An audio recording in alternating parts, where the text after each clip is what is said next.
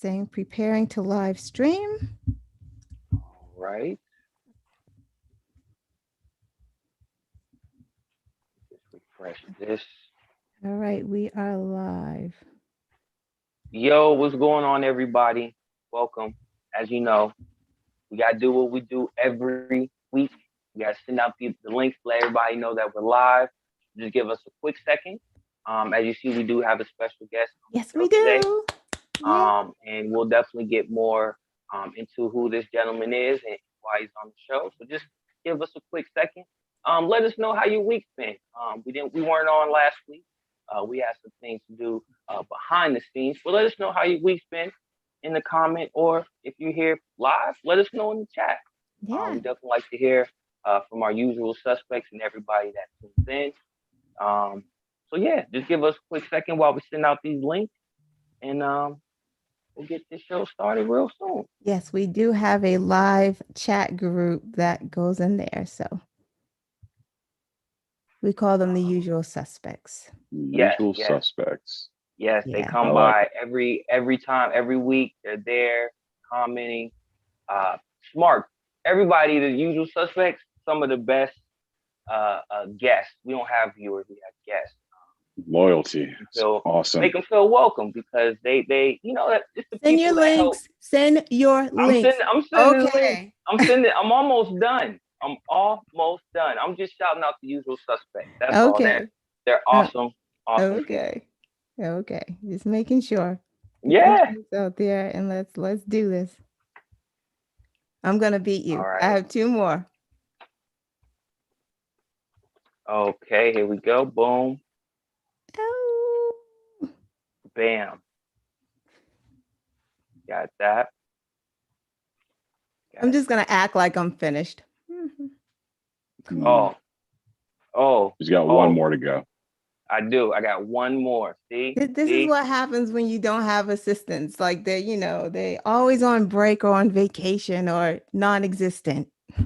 Right? Here we go. Bam. Just like that.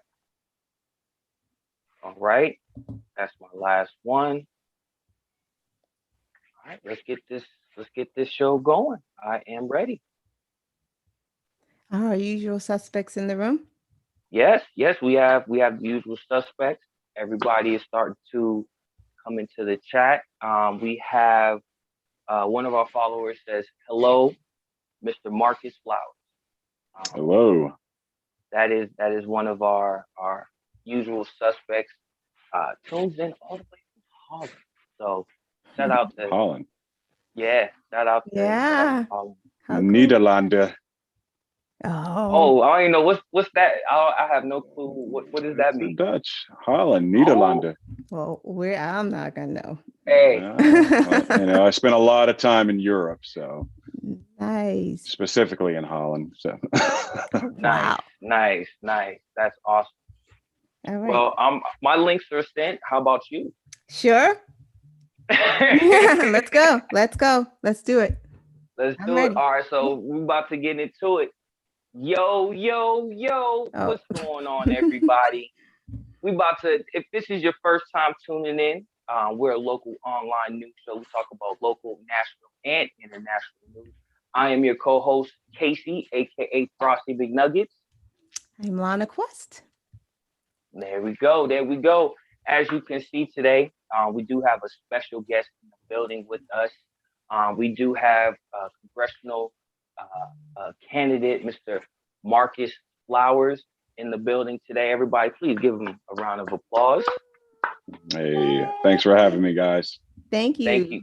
Thank you for joining us tonight. So we're just gonna get right into it. For everybody that's tuning in that's not familiar with who you are, give us a little background.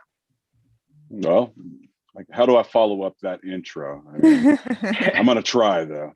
I am Marcus Flowers, a Democratic Army veteran running for Congress against Marjorie Taylor Greene here in Georgia. Not former, I'm an Army veteran, so that makes me former Army, former soldier, former defense contractor, and former government official. I've lived in this district for 3 years solid. had to go out to Oklahoma for a while. I left the district in 2015, went out to Oklahoma for a couple of years, came back. But yeah, when I came back, there were a whole lot of things going on that I just really didn't approve of. So last summer, and I don't want to get ahead of you guys, so we're just going to call that the introduction right now. We'll move into why, get the meat and potatoes a little bit later. So I'm going to let you guys go ahead. I don't want to put the cart before the horse here. I'm excited to tell this story, as you can see. I mean, we don't want to interrupt you either. So, tell as much as you want. I'm going to let you control the flow, Miss LanaQuest. Okay. Well, then, if you are ready, I'm going to ask some questions, of course. I am ready. All right. So let's jump into it. I do want to say thank you again. Thank you for coming. We really appreciate what you do. And it is like service to do what you're doing and running against who you are running up against. So that alone is something else. Yeah. My pleasure. Yeah, thank you. So as a result of the voter suppression laws recently passed in Georgia, Will Smith pulled production of his movie, and the MLBA has pulled the All-Star game. Activists are calling for the boycott of Georgia as a whole. Okay.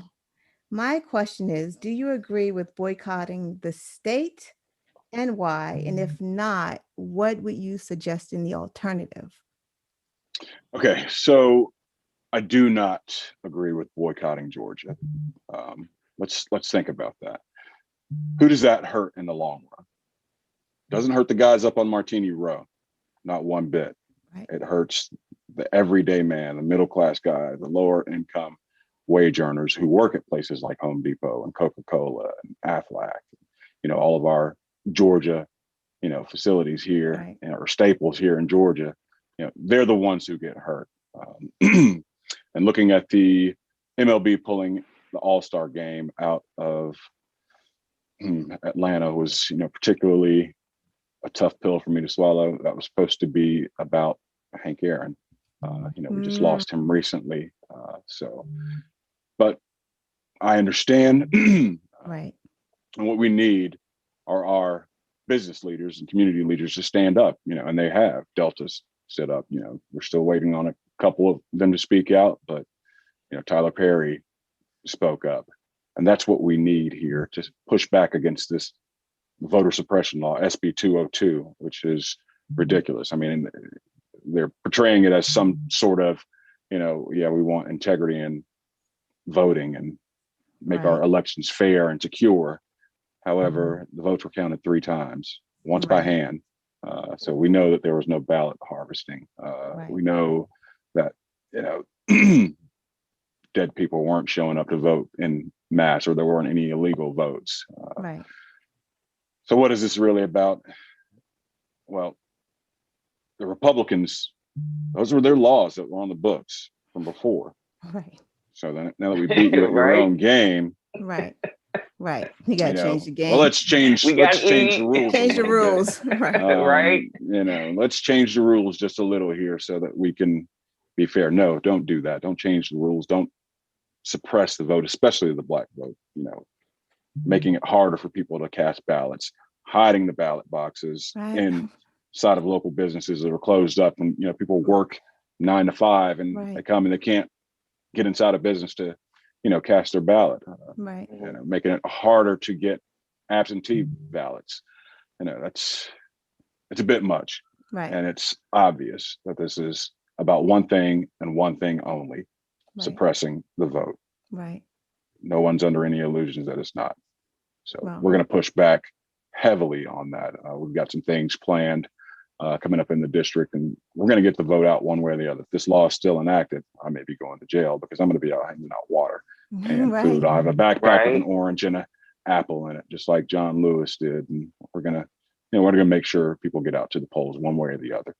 Right. I did hear that that Mayor Bottoms draft some type of, I don't know, was it a decree? But I know she's come up with something to start educating people around the new rules. So like, if this is what you're going to say we have to do, then I'm going to educate the masses on how to do what you're saying needs to be done.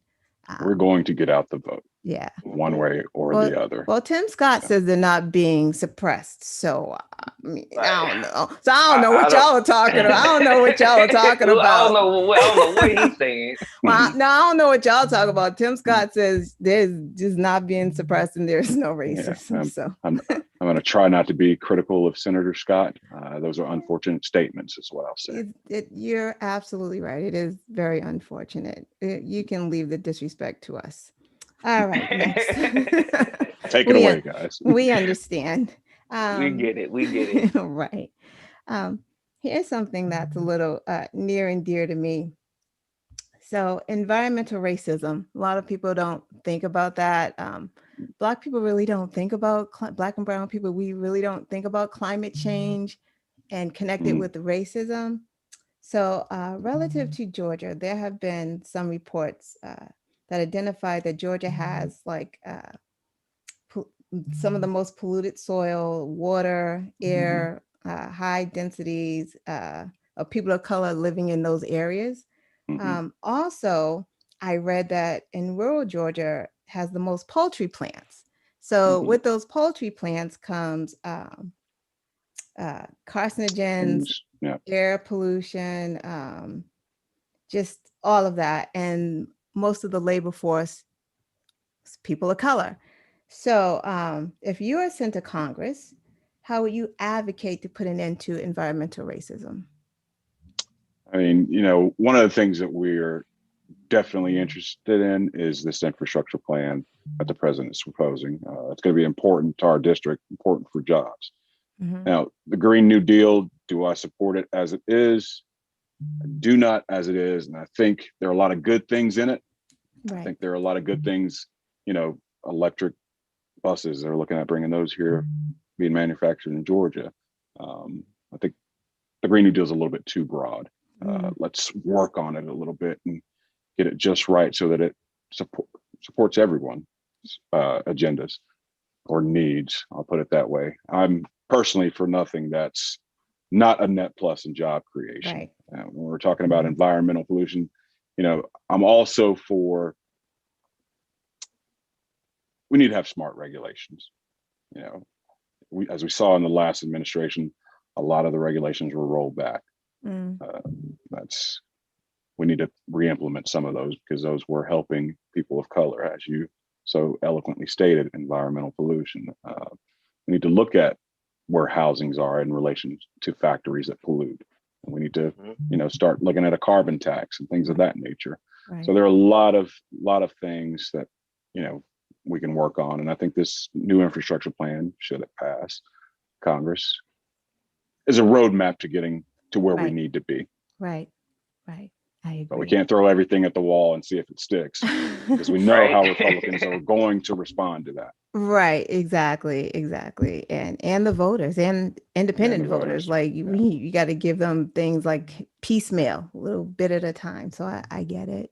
Which is why I say with the Green New Deal, it's a bit too broad. Right. It's too many things in one package. Let's take some of those things out and stick with the really good things that are in there that are very important.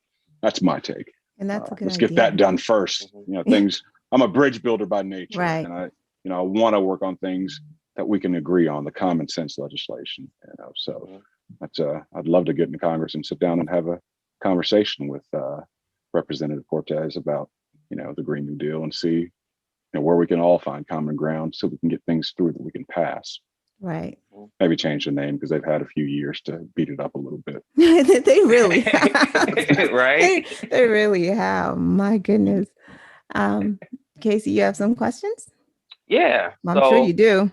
I'm kind of going to switch it up a little bit. As you know, Biden has said that he wanted to, one, you being a veteran and serving your time and doing the military. One, I want to say thank you for doing that. It was my pleasure to serve. Keeping us safe, basically. Yes. Making sure we're able to, despite everything, do what we're doing now. Being able to live and just have the freedom we have. So thank you first for doing that. It's my pleasure. My grandfather was in the Navy before he passed. back in the day. So, but no, thank you. My granddaddy was a sheriff, so. Wow. Right. Uncles who served in Definitely. the Army. Yeah. Service, duty, Nice. Yeah. it's kind of one of those things that, you learn coming up. Right. So with that being said, Biden said that he wanted to bring all the troops back from Afghanistan. I think they might have pushed it up, but by September. Yeah, by 11th. September. With that being said, what can you do if elected? As you know, like VA has had some problems in making sure that everybody's able to get service, get the things that they need, different care, things like that. With all the veterans and soldiers coming back, how will you help them kind of transition back into civilian life or just being there? How will you help now you're kind of touching on a subject that's near and dear to my heart when you start talking about veterans issues. As I told you, as you know, I'm a veteran. Right. What you might not know is I'm a disabled veteran.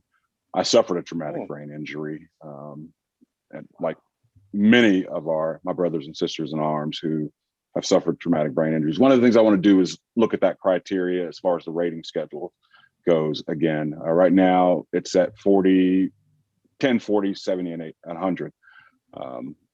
We need to look at that again because it's been that way since 2008. A traumatic brain injury is something that you live with the rest of your life.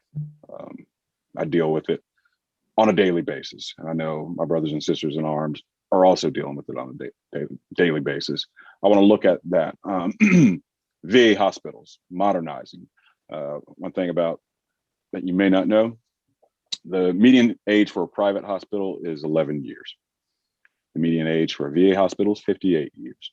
So we need to look at getting some of that infrastructure money and putting it towards our VA hospitals. Veteran suicide rate, it's 1.5 times higher than that of the rest of the population. And I think that's a travesty. That's something we definitely need to look at. Soldiers transitioning from military back into civilian life can be a hard transition. I want to make sure that our military veterans have a smoother transition. Look at look at ways to end veteran homelessness. That's something I want to look into.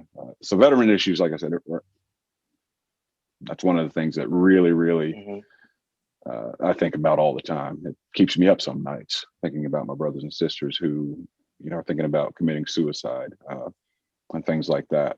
We do a thing where we'll send, like on Facebook, we'll do 21 push-ups a day, when the suicide rate was that high. And it's around 17 a day now. Wow. Veterans that were losing to suicide. But back when we would do 21 push-ups a day, and then we'd call on another veteran to pick up that mantle. So there are a plethora of veterans issues that I would love to address in Congress. But we're still building that out. There's so many things. I'd love to get on one of the committees, Veterans Affairs or Military or Armed Services Committee, and discuss these things. Should I have the honor of being elected to Congress? Right. Well, I definitely hope. So my next question actually is kind of along those lines, kind of about healthcare and mental health. We try to advocate mental health awareness on the show. We've actually had series about mental health. And one of the things that you said was healthcare. And of course, you were just talking about mental health. If elected, what will you do to kind of let people know that, like, how will you help people, be able to access mental health care, or how will you let people know it's okay if they are, treatment and things like that? Well, let's just look at, I'm sorry, guys. Let's look at policing around mental health care. And, a lot of times people get the police called on them when they're suffering a mental health crisis. We need to look at how we address that. And the policing around that. Medicare for all, I'm not there, but I want to expand Medicaid. I think it's, we can do that here in Georgia. That should be a no-brainer. But mental health care is definitely something we need to look at, and we also need to take guns out of the hands of people who are, having mental health issues, Right. Things of that nature. My opponent, Marjorie Taylor Greene, supports everyone having a gun, even if they're on the domestic terrorist watch list. So that's, something we should definitely look at. Yeah. White trouble. Wow. Go ahead. No, did you want to have anything? No, else? I didn't have anything else to add to that. So I did want you to go back to, before the show. I know I have my lightning round, but we have a few more minutes. You were discussing what made you decide to run against Marjorie Taylor Greene. So I wanted you to tell the people, what made you jump into the ring with a woman who talks to lizards. I don't know. Yeah. Space lasers. Right, Believe in that thing. Okay, so that's a bit of a long story that has a short ending. So let me take it back to May 25th of last year. And we know that date because it was the day that we all watched George Floyd being murdered. Before then, well, at that time I was a government official, of course. I did compliance with the government. I considered myself a nonpartisan. Had never thought about politics or, anything of that nature before. I come from, most people in our world say they're apolitical. I say I'm nonpartisan. I just never really considered it. But after that, I just started to look at activism a little bit. I got on social media for the first time in June, Twitter. The first time I'd ever decided to do something like that. So I started talking to people and I started listening to people, started talking to people in our district, trying to find out how they felt about these things. And, in broader context, racism in America and, Confederate flags and things of that nature, and how people understood our shared history. And you'd be surprised, most people don't really understand our history because a lot of it's been so romanticized. I started finding out that people didn't really know our history. Our history as Black people, and think that, oh, none of us were around for slavery, and it couldn't have been that bad. It was over so long ago. No one's alive now. And Confederate flag, that's heritage, not hate. Those are, it's really hate. And trying to explain these things to people. So I started kind of getting into activism, and I started hearing about Marjorie Taylor Greene, and reading about her and listening to some of the things that she was saying. And I'm like, well, wait a minute, we can't have this person in our district. She won her primary against someone who I thought was a lot more qualified than she was, but she won. And there was a Democrat in the race at the time. He was running against her. So I decided, okay, maybe I'll help this guy out with the limited things that I can do, because, government official can't violate the Hatch Act. I had to stay out of it for the most part, but I could go out and hang out signs, knock on doors, things of that nature, do phone banking. So these are the things that I wanted to do to help him out. Well, he wasn't a very strong candidate and was able to be bullied out of the race. So that was unfortunate. And she became, a candidate who's running uncontested. So we knew she was going to win. I reached out to her and gave her a few opportunities to, walk back some of that stuff. A lot of these things you're saying, they're racist, whether you realize it or not. She never did, of course. It was crickets. So she gets elected. Shortly thereafter, I see her speaking in front of the Proud Boys, giving a speech. I was like, okay, so that's really who she is at that point in time. So now we've got a problem. Now I'm thinking more and more about politics. Then January 6th happens. For me to see a Confederate battle flag paraded through the Capitol Rotunda, to see police officers, I remember I come from a family of law enforcement officers, my grandfather, my uncles. That was a bit much. That was a bridge too far. So the very next day, January 7th, I called my supervisor and said, I'm resigning my position as a government official and I'm going to run for Congress. He wasn't surprised in the least. Wow.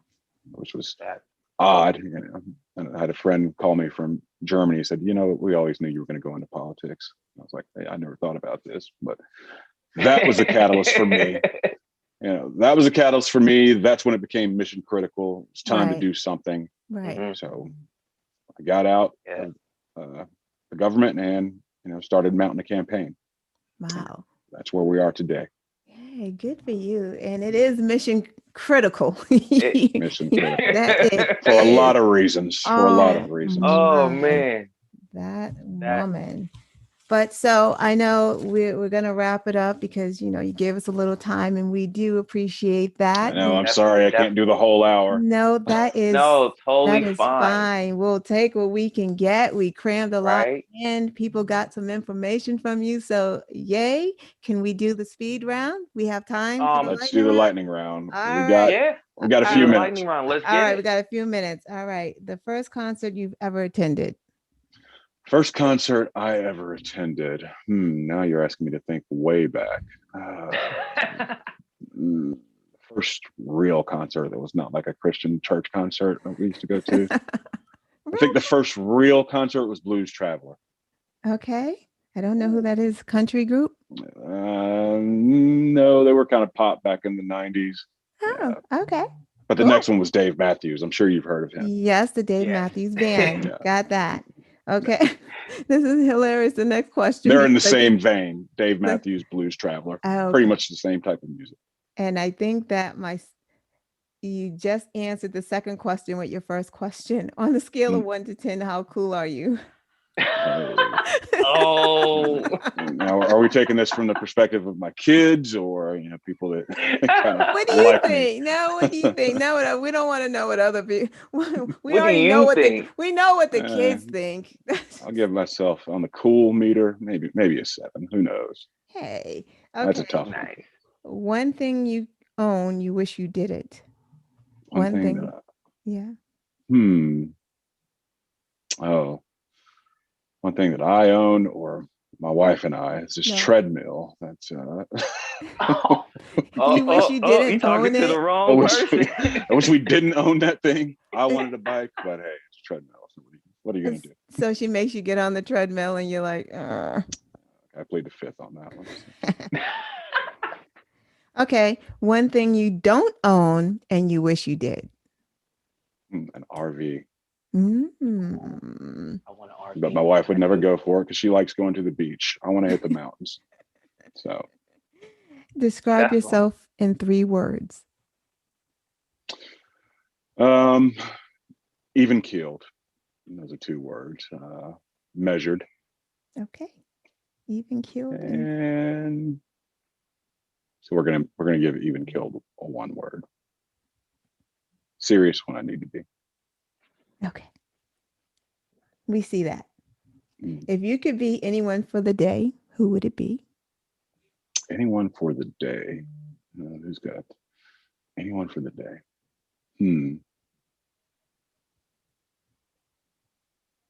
That's a good question. Who's got the coolest job? Maybe Jimmy Kimmel. That'd be. That's a good one. Nice. Cool guys. Nice. Yeah, that's a good one. I would have. Give me a week as Jimmy Kimmel talking with people. So yeah. That's pretty good. Most people think superheroes, but that's really good. I like that. I like talking with Kimmel. I like talking with interesting people. So. Yeah. All right. 3 more questions, and you can go. If you were famous, what would you be famous for? I was famous. What would I be famous for?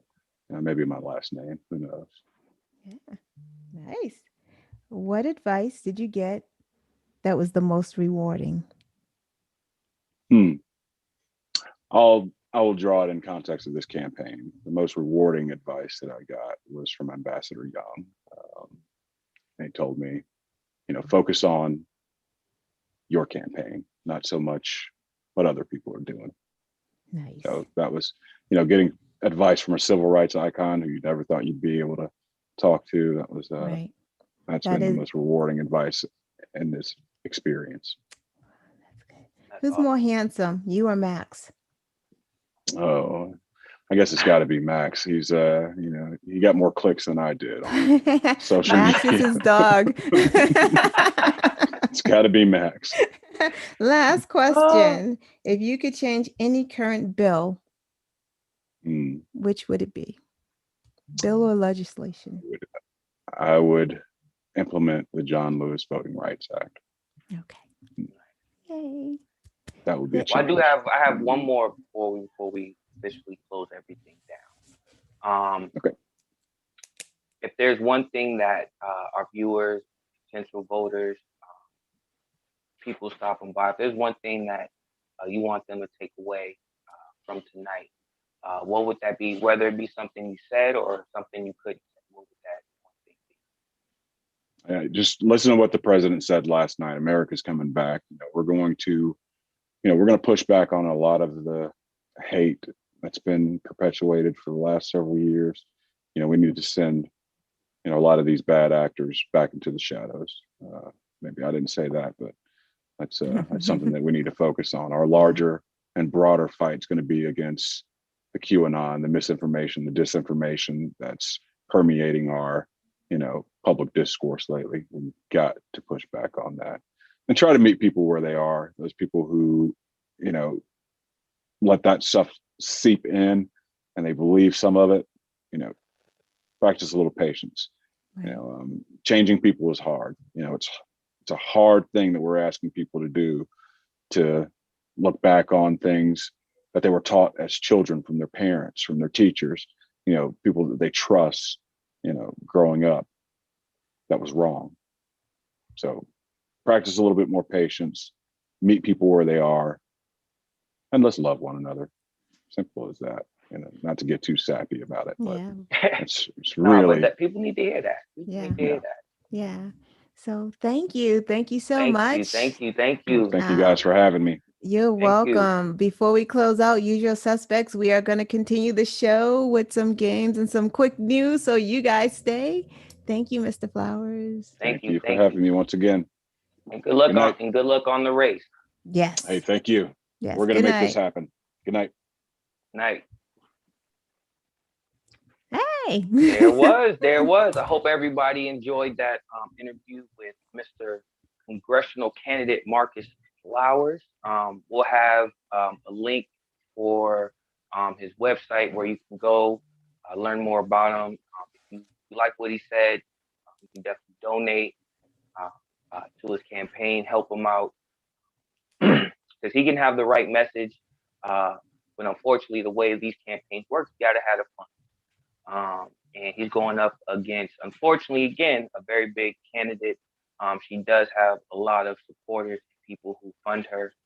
So if you can do your part, $5, $10, help them out, let them get elected. So yeah, we'll have all that information in the description. Yeah. Of the show. Yay.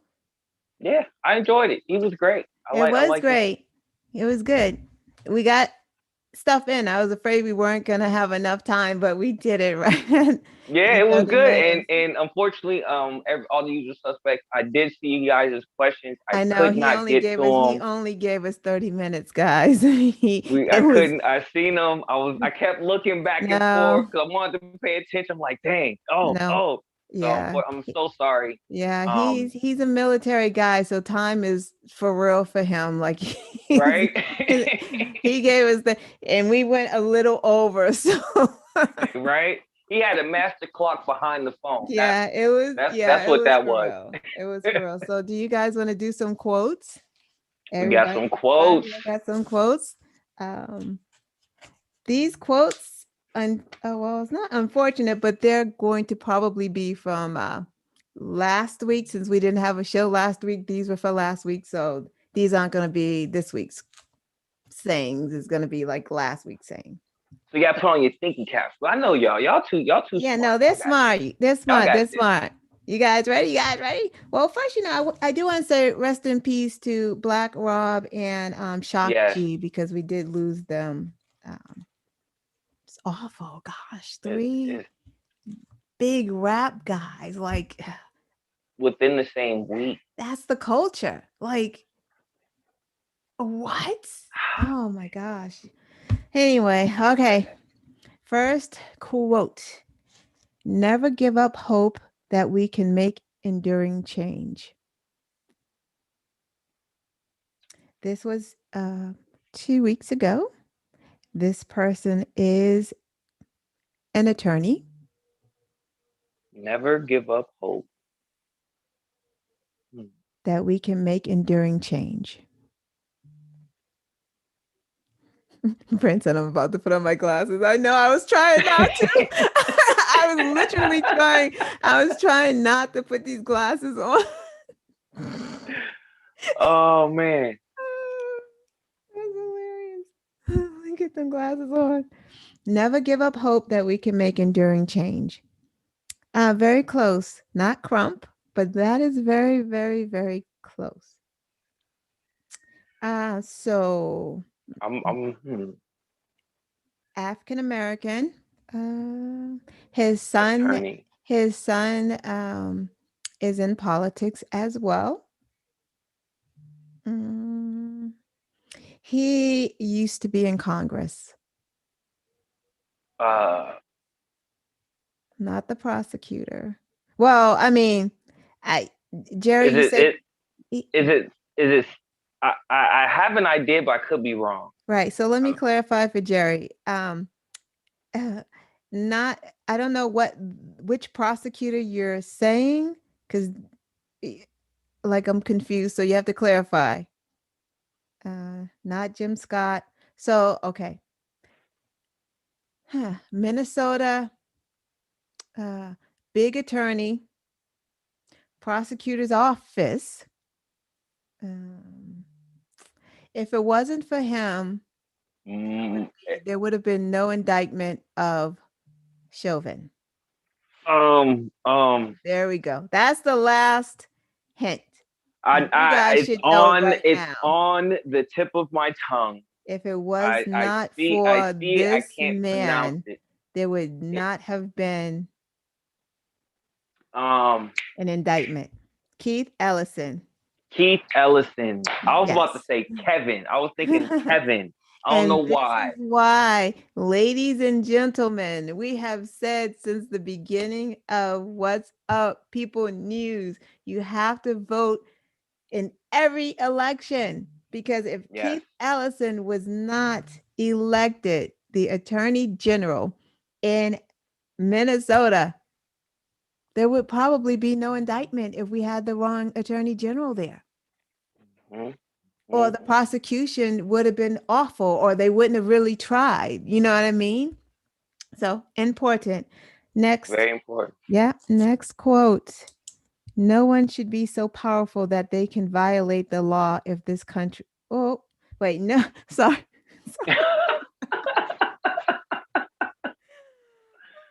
Oh. I still can't read my writing with glasses on. Oh my God. Sorry. No one should be so powerful that they can violate the law of this country without any consequence. No one should be so powerful that they can violate the law of this country without any consequence.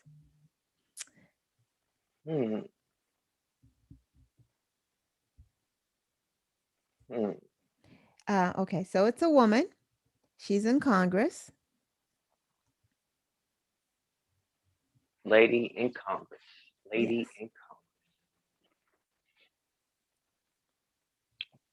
No one should be so powerful that they can violate the law of this country without any consequence. Oh, good. No, not the VP. So not Garland. Maxine. Oh, yes. Very good. Got my thinking cap on today. Ain't that something? Maxine Waters. Maxine Waters. Maxine Waters. That's when she was saying those things that were getting her in trouble.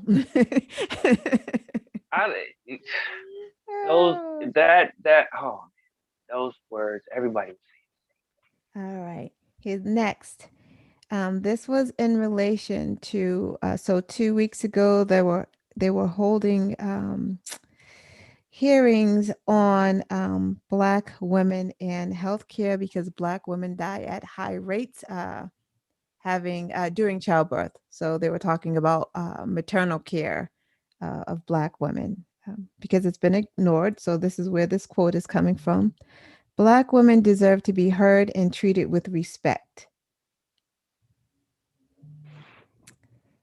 This person was a part of this hearing or this call for action.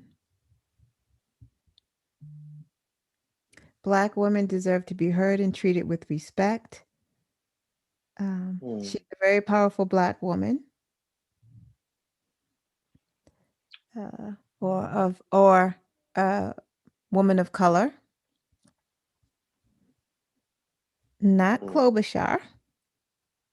Or are they on? Yes, Kamala Harris. Kamala Harris. This Mary said, I'm like, Mary said Marjorie Taylor Greene. Yeah, Marjorie Taylor Greene's out here caping for Black women. Imagine if Marjorie Taylor Greene said that. Oh man, her support would explode. But real quick, talking about that, I did have, and I don't have, unfortunately, I can't find my last. But I did have. There was a lady by the name of, her last name was Daly, Nancy Daly. I can't remember, but her last name was Daly. And the reason why I want to talk about her in women's health, well, not necessarily women's health, but she was the one who basically found our DNA sequence, our DNA code, and was able to map it out, figure out what genes do what, how to repair that. Like, she was like groundbreaking. Wow. And based on her science and her discovery, a lot of the medicines, a lot of the treatments that we use, how certain, like, doctors pull out DNA, how they sequence the DNA, a lot of the techniques that these world-renowned doctors use and incorporate is based off of Miss Daly's discovery of what DNA is, how to find it, all of that. So I'll try to find more information about her, try to put that in the description. But she was a beast. Again, without her discovery, we wouldn't have the vaccine. Right. Because even though that's dealing with RNAs and all of that, that's based off her studies and her figuring out what DNA is and how to sequence it and all that. Like, so again, she was a pioneer, first Black lady to be a doctor and be able to discover that. So I wanted to shout that out. Shout out to Daly. Yes. You have to tweet about her. Yes, she was a beast. She was a beast. Last quote. What we are really seeing is mob justice. This was a trial about whether the media was powerful enough to create a simulation and decide upon a narrative that was absent of any facts. Shh. Don't say nothing. We in the Matrix. What we are really seeing is mob justice. This was a trial about whether the media was powerful enough to create a simulation and decide upon a narrative absent of any facts.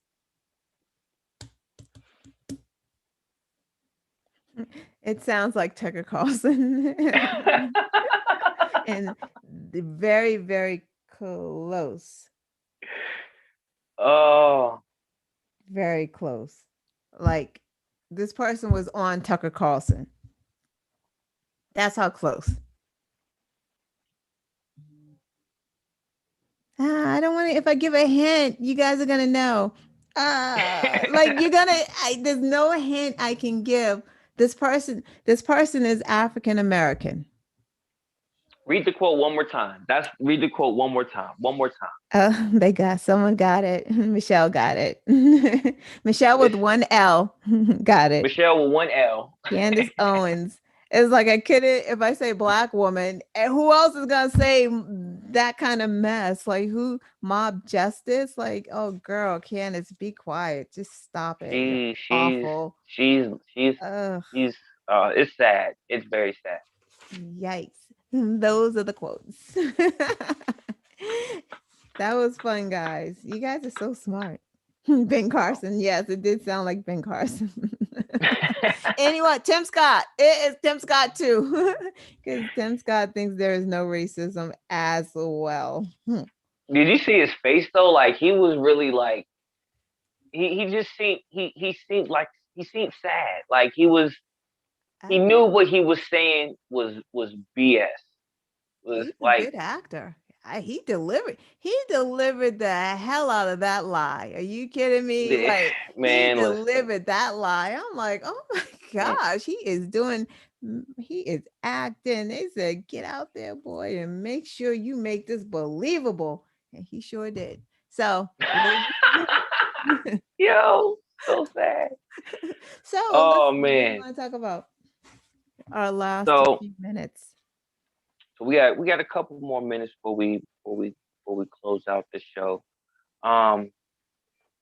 Did you kind of want to get into Biden's family plan? Sure, let's go. Get into that a little bit. What did you think about his speech? I want a job. Jobs. Yeah. No, it was good. I'm glad that people are able to, if you have a baby, you want to take the time, we need that. Other countries around the world, some of them have 12 weeks. Other countries, you're allowed a whole year. Yeah. We have to do short-term disability, like when I had my children, because there was no maternity leave you don't get paid for. So the companies that I was at, we did short-term disability. So we were able to be paid through the short-term disability. And that's funny because that's actually, I had to freaking been my supervisor because at the time when my son was being born, I was doing security. And I'm like, yo, they wanted me to work. I'm like, are you crazy? I'm not working on the day my son's being born. Like, and they made a big deal about it. I'm like, yo, no, that's like, and at that time, I didn't understand anything about like maternity leave. Or, I didn't know anything about that.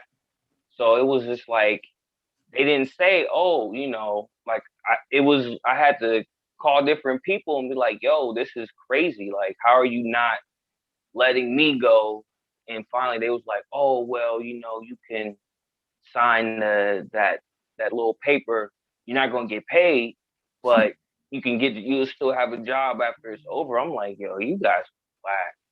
But, like, so that for him to do that for new parents and all of that, I know that's a big relief. Yeah. And I'm glad about the college situation. Yeah. I think I might want to go back to school. Yeah. Like, I'm dead ass. Like, I might go to a 2-year college real quick. You know what I'm saying? Like, I think it's good. It makes sense because all of this is going to ultimately fight poverty. People just need a starting chance, and Republicans don't get that, and they're hella pissed because you know how they are about safety nets. Unless you're a major corporation, and they're people too. So exactly, they don't they think that this is a handout, but they were also happy to get handouts, during the pandemic, but right, help anyone else out. It's like, it is a proven fact. If women, particularly single household, single father, single mother, if you are paying for daycare or you're helping them pay for daycare, how the plan is for, I guess you don't pay over 7% of your income, you can afford to put your kids in daycare. Like, you can't, if you don't have a job, how do you go and look for a job if you can't afford to put your children in daycare? Like it's a catch-22, and it's like no one's getting that. People don't want to be broke. It's like people want to work.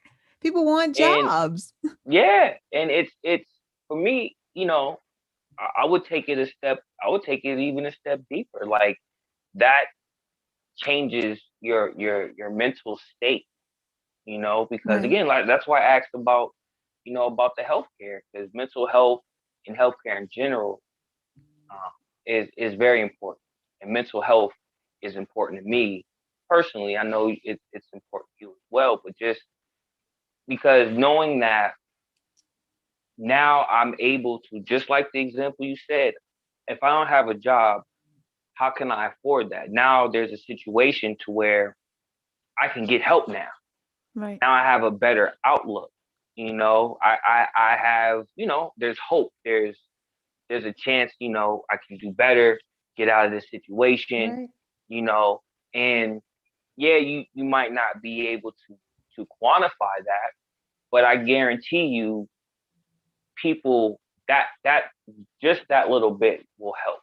But it works. Even just knowing like, oh snap, I can do this now. Even if you are situated, you got a good job. Right. You might be living check to check. Right. You know what I'm saying? And a good portion of that check is going to daycare, because daycare is expensive. Very, very. Especially if you want to go to, if you want your kid to be in a nice place, not even talking about high end, just a decent place. Right. Expensive. Right. And that's half, I'm gonna say it's half your check, but that's a good portion. Right. Right. And it's like, dang, I gotta pay for this, but again, going to the bills, lights, mortgage or rent, like it's. So I'm glad. That's how I feel about it. It's proven that it works, because there are some test cities that are, I forget what you call it because there's a name for it, where they give certain families of a certain income, there were test groups, like money monthly to help them. Yeah, I heard about those. I think there was one in California. Yeah, California. I think it was Stockton, and there's another city that's doing it as well. But anyway, they have good results because they track these people, what they're doing, and the vast majority of the families do well, because everyone is like one paycheck away from like ruin, financial ruin. If your car breaks down, you have no money in the bank if you're paying a fortune for rent. So if your car breaks down, you can't even pay that, but you need your car to try to get to work. Like it's just such a catch-22, and that little extra money helps people. And that's why it's like Republicans, I don't get it. Like why they are so hell-bent on running with like the Mitch McConnells and the Josh Hawleys when they're not trying to help you, when Biden is saying, here's some help for you. I am extending the tax credit for you. And we're going to start in July, right? So it's going to be $3,000. And starting in July, for each child that you have, you're getting money for them because I want to pull you out of poverty. How? Who's fighting that? Like what's wrong with that? Why? Why? Pull yourself up by your bootstraps. Like, I don't got no boots because I can't afford them. Like, how am I pulling right? myself up? Like, what is going? Oh, that's so awful. But we have to keep voting. That's the moral. We have to. We have to keep voting. We have to keep fighting.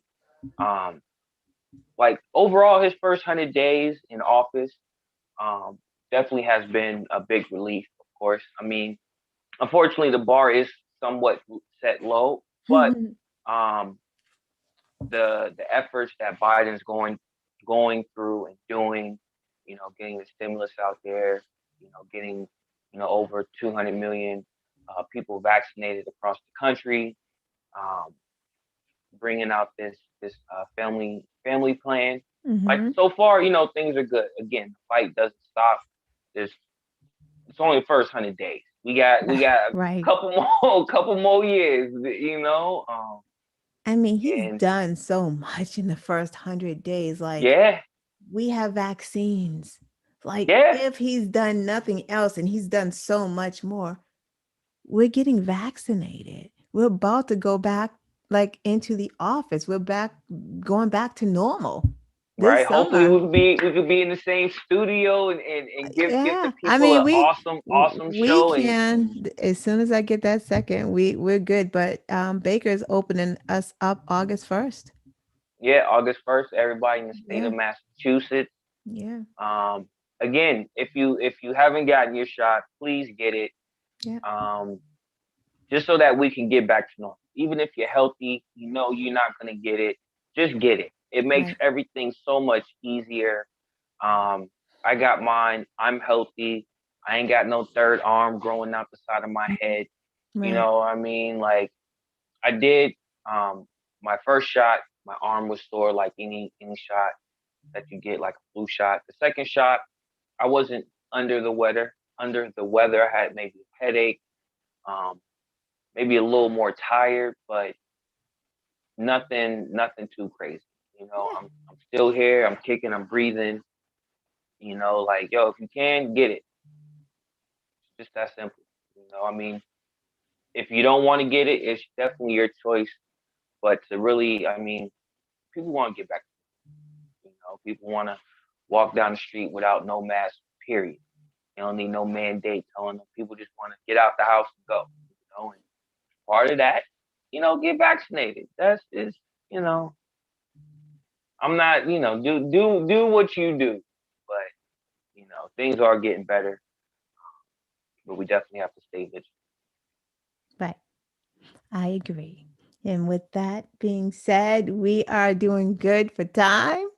We're probably Yeah, we gonna, you killing have it. anything else to say? Because I'm just gonna tell the people to keep voting because, you know, just we gotta vote. Keep voting. Keep. There are candidates out there that are fighting for their political lives. Sean Lasseter, Texas '06. Early voting is happening right now. The election is on Saturday, I believe. She Oh, needs that's donations going over to Sean Lasseter's Facebook page, Twitter. Donate $5.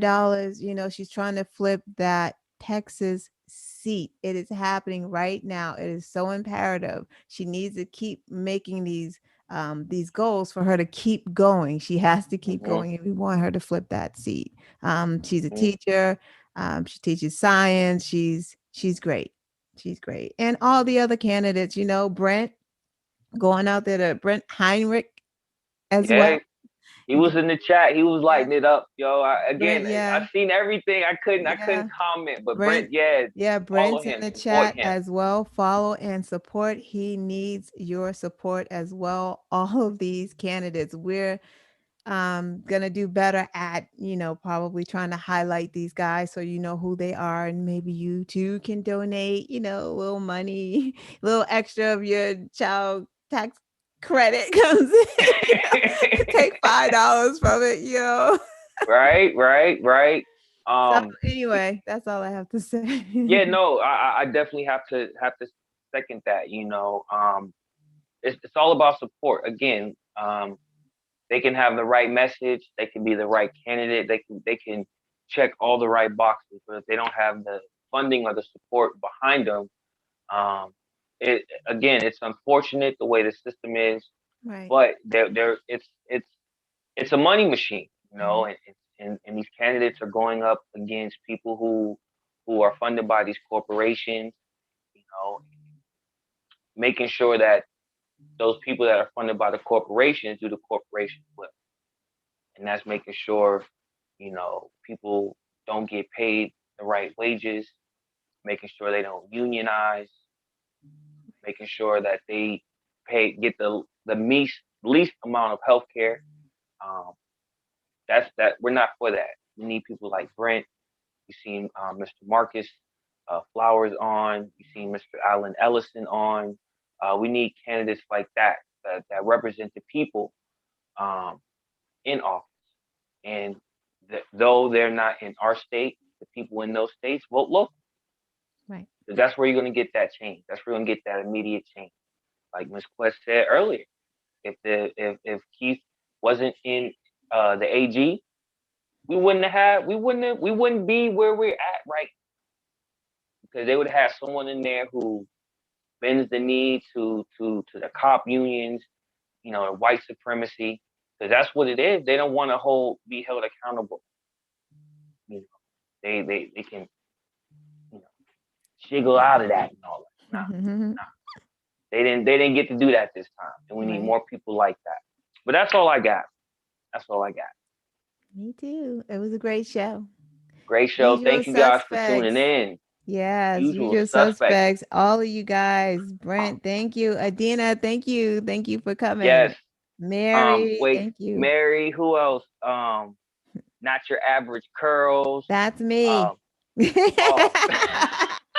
got like so many names. That's me. I'm looking like, okay. We got Miss Adina. We got Michelle with 2 L's and Michelle with 1 L. Thank you guys. Thank you guys. Everybody Jerry. in the chat. Jerry, thank you. Everybody. Please like, share, subscribe.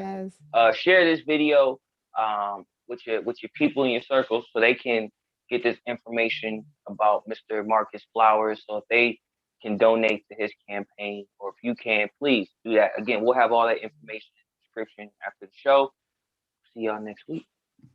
Good weekend, guys. Be safe. Good weekend. Mask up, mask up, mask up.